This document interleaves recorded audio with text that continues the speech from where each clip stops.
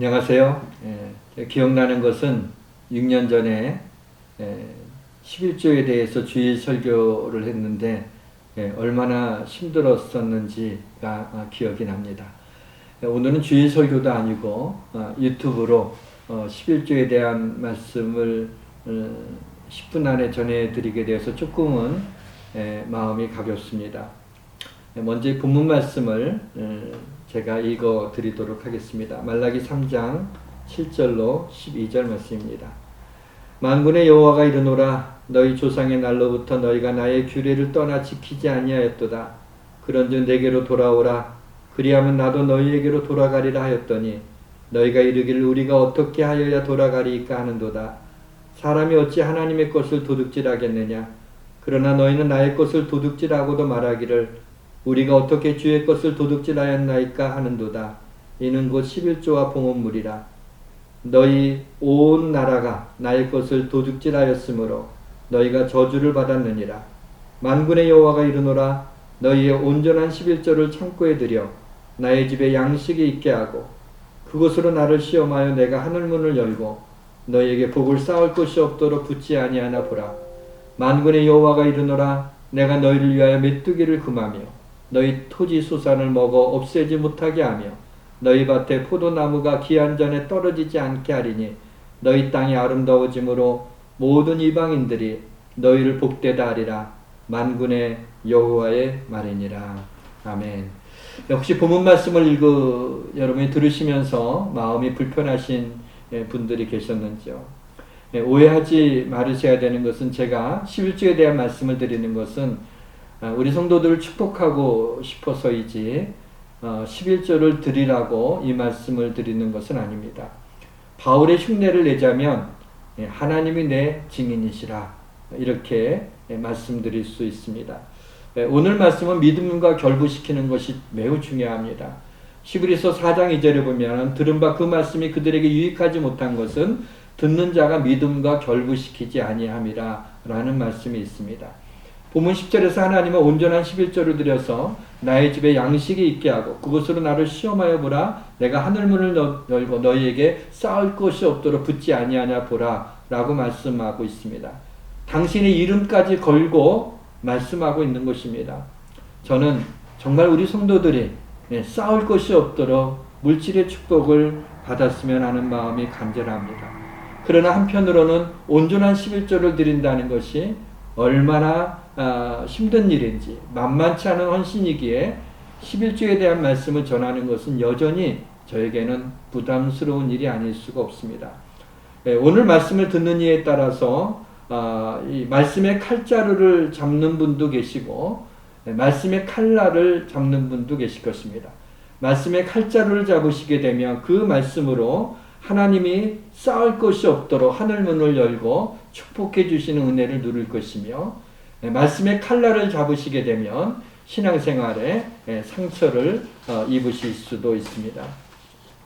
그래서 말씀드리기 전에 부탁드리고 싶은 것이 있는데 오늘 유튜브를 보시는 중에 신앙생활을 시작한 지 얼마 되시지 않는 분, 또 믿음의 분량이 본인이 적다고 생각하는 분, 또 재정에 대해서 예민하신 분들은 오늘 말씀을 들으면서 11조가 뭐고 성경은 11조에 대해서 이렇게 말씀하고 있구나 그냥 여기까지만 생각하십시오.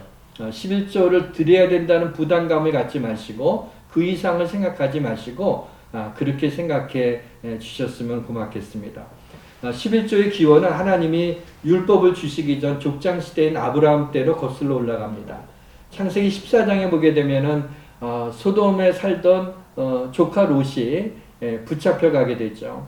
그래서 그 롯을 구출하기 위해서 아브라함이 자기 집에서 길렀던 318명의 사병들을 데리고 가서 요셉과 그의 가족들을 구출해 오고 전리품도 가져오게 됩니다. 그런데 살림왕 멜기세덱이 아브라함이 오는 것을 보면서 그 앞에 마중 나가면서 이렇게 축복을 합니다. 천지의 주제시요 지극히 높으신 하나님이여 아브라함에게 복을 주옵소서. 너희 대적을 내 손에 붙이신 지극히 높으신 하나님을 찬송할지로다 그랬어요. 그 축복의 소리를 들었지만 아브라함은 그때까지만 해도 내심으로 내가 적군에게서 내 조카 롯을 건져오고 전리품을 얻었다고 생각했는데 그게 아니라 하나님이 도와주셨구나. 하나님의 은혜라는 것을 알게 되었고 그 전리품 중에 10분의 1을 떼어서 멜기세덱에게 드리게 된 것이 제일 처음에 11조입니다. 멜기세덱은 히브리서 6장 20절에 예수님을 상징하는 인물로 소개되고 있습니다. 예수께서 멜기세덱의 반차를 따라 영원한 대제사장이 되어 우리를 위해 돌아가셨느니라 라고 말씀하고 있습니다. 창세기 28장에는 야곱이 또 집에서 쫓겨나게 될 때 루스 땅에서 돌을 베개로 하고 누워 자다가 꿈에 사닥다리를 보게 되고 하나님의 축복의 음성을 들게 되죠. 그래서 이곳이 하나님의 집이구나. 그래서 나를 축복해 주시고 나를 다시 이곳으로 무사히 돌아오게 해 주신다면 내가 수입의 10분의 1을 하나님 앞에 드리겠다고 약속하는 그 장면을 보게 됩니다. 여기서도 11조가 나오게 되죠. 성경은 주 너의 하나님을 시험하지 말라고 누누이 강조하고 있는데 성경에서 오늘 본문만은 예외적으로 하나님을 시험하라고 말씀하고 있습니다. 왜 그러셨을까요? 우리를 너무나도 축복하고 싶어서입니다. 여러분 10절을 다시 주목하여 보십시오. 온전한 11조를 드리라는 것에 강세가 있습니까? 아니면 내가 하늘문을 열고 너희에게 복을 쌓을 것이 없도록 붙지 아니하나 보라 이 말씀에 강세가 있습니까? 보게 되면 잘 읽으시면 11절 드린다는 게 포커스가 맞춰져 있지 않아요. 쌓을 것이 없도록 너희를 내가 축복하는지 한번 보라는 말씀에 있는 것을 알 수가 있습니다. 말라기는 질문하고 답하는 Q&A로 이루어져 있습니다. 본문 7절과 8절을 보시면 내게로 돌아오라 그리하면 나도 너희에게 돌아가리라. 우리가 어떻게 하여야 돌아가리까? 그랬더니 너희가 나의 것을 도둑질하였느니라 라고 말씀하십니다. 우리가 어떻게 주의 것을 도둑질하였습니까? 이것은 곧 11조와 봉헌물이라 라고 말씀하죠. 왜 하나님은 11조를 드리지 않는 것을 도둑질이라고까지 말씀하시는 걸까요? 11조는 하나님의 것이기 때문입니다. 11조는 하나님을 향한 우리의 신앙 고백입니다. 사랑하는 성도 여러분, 하나님의 것은 하나님의 것으로 인정하십시오. 하나님은 하나님의 것을 하나님의 것으로 인정하는 것을 우리의 신앙 고백을 11조로 확인하기를 원하시는 겁니다. 그리고 더 중요한 것이 있어요. 나를 시험해도 좋으니 나를 시험해봐라. 너희가 온전한 11조를 드릴 때 내가 너희를 축복하는지 하지 않는지를 시험하라고 말씀하고 있어요. 여러분 만약에 안 하던 11조를 마음을 먹고 결단을 하고 11조를 드렸는데 생활이 정말 어려워졌습니까? 그러면 11조를 더 이상 하실 필요가 없습니다. 왜냐하면 하나님이 시험하라고 해서 시험했는데 시험에 들렸어요. 누구 책임이에요? 하나님 책임이에요. 그 말씀대로 한 우리가 책임 있지가 않습니다. 여러분의 책임이 아니에요. 정말 괜찮습니다. 시험을 한번 해보세요. 그리고 하나님이 우리의 삶이 그만큼 어렵게 하시는지 아니면 하나님이 알게 모르게 더 축복하고 있는지를 시험해 보시라고요. 다시 하나님이 은혜를 주시거나 믿음을 주실 때까지 마음의 불편함을 가지지 마시고 11조를 하시지 않아도 괜찮습니다. 말라기 선지자의 이 선포에 당시 이스라엘 백성들이 순종했을까요? 순종하지 않았습니다. 결국 이스라엘은 멸망했고 예수님이 이 땅에 오시기까지 400년 동안 하나님이 침묵을 지키셨어요. 그걸 중간기라고 얘기를 하는데 아무 말씀도 주시지 않았습니다. 사랑하는 성도 여러분, 온전한 11조가 힘드십니까? 경제적으로 너무나 어려워서 힘드세요? 아직 믿음의 분량이 적어서 힘드세요? 혹은 얼마를 드려야 될지 고민입니까? 하나님의 관심은 11조의 액수가 아닙니다.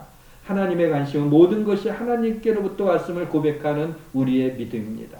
온전한 11조가 어려우시면 감사헌금으로 드리던 것을 명목을 11조로 그냥 바꾸십시오.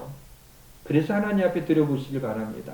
11조를 시작하는 결단이 중요합니다. 사랑하는 성도 여러분, 분명히 제가 약속드릴 것이 있어요. 11조는 믿음으로 하기 시작하면 점점 늘어난다는 겁니다. 수입이 늘어나든지 믿음이 늘어나든지 수입과 믿음이 같이 늘어나든지 그렇게 하나님이 축복해 주실 것입니다. 오늘은 여기에서 마치겠습니다.